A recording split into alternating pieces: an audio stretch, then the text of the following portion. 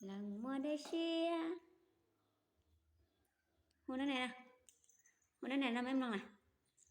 Na na na na na na. Nè. Rồi. Rồi mà. Có mùi thơm không? Chị mua áo bí nè. Có mùi thơm không? Thấy. Thấy kệ. Ô ô. Ô ô. Sao? Tất tao nè. Tất tao nè.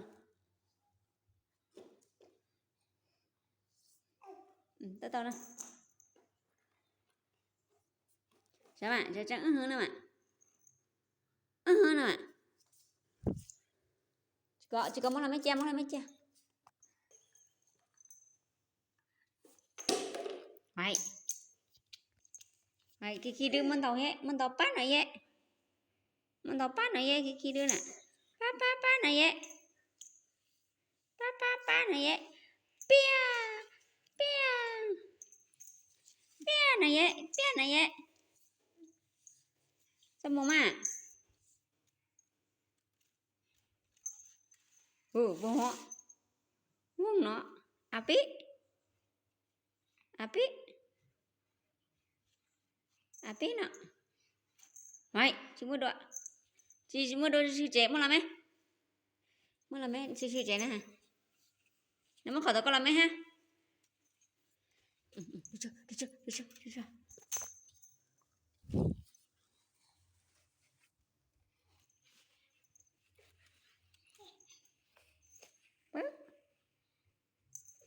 Bớt. Nó. Chị mua api à. Api vuông nó. Vuông nó. Không nó.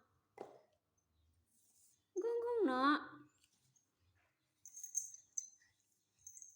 Lá. Không nó. Bên đây nè.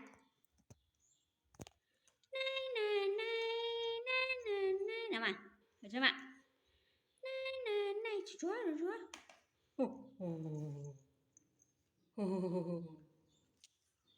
Đây này. Này.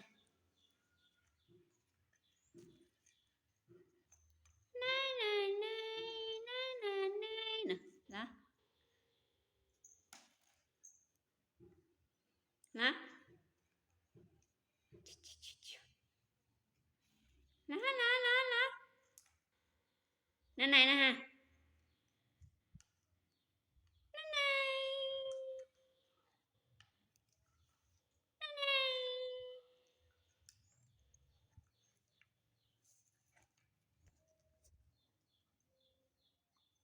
Hello.